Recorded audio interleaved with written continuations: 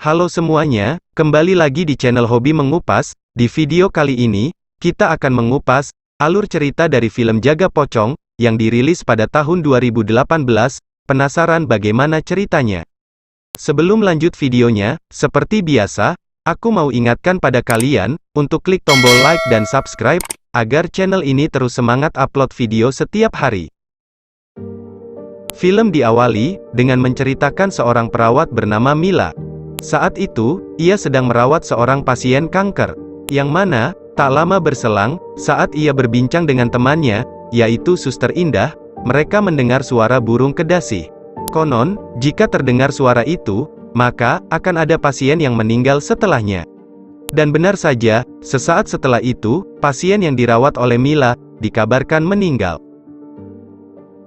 Singkat cerita, Mila pun pulang. Tapi, saat berjalan di koridor rumah sakit, Mila disuruh pergi ke rumah pasien. Sesampainya di sana, Mila bertemu dengan seorang pria bernama Radit.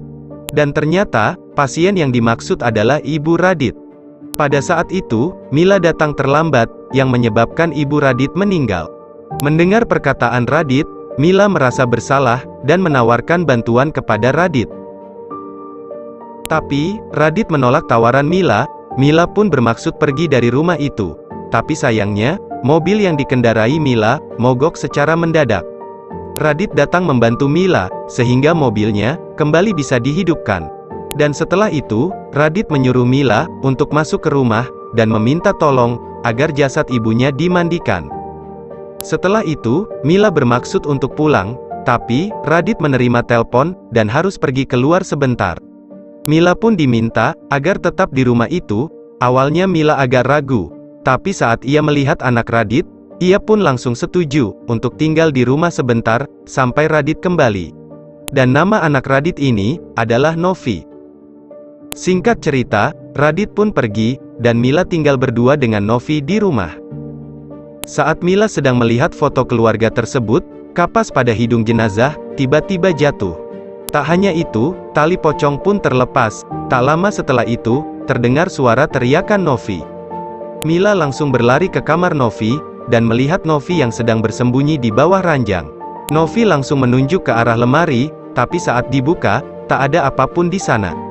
Mila pun membuatkan Novi minum, agar ia lebih tenang. Tapi, saat ia menuju kamar Novi,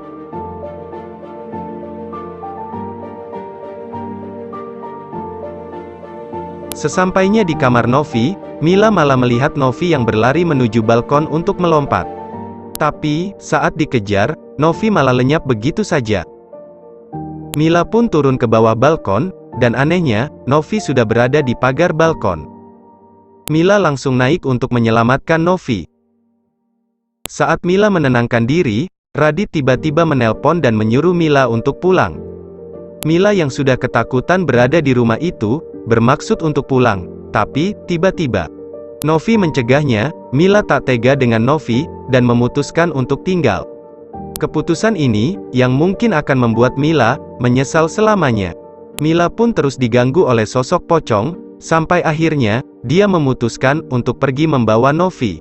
Tapi, saat ia menyalakan mobil, terlihat, pocong yang mencegat mereka di pintu gerbang.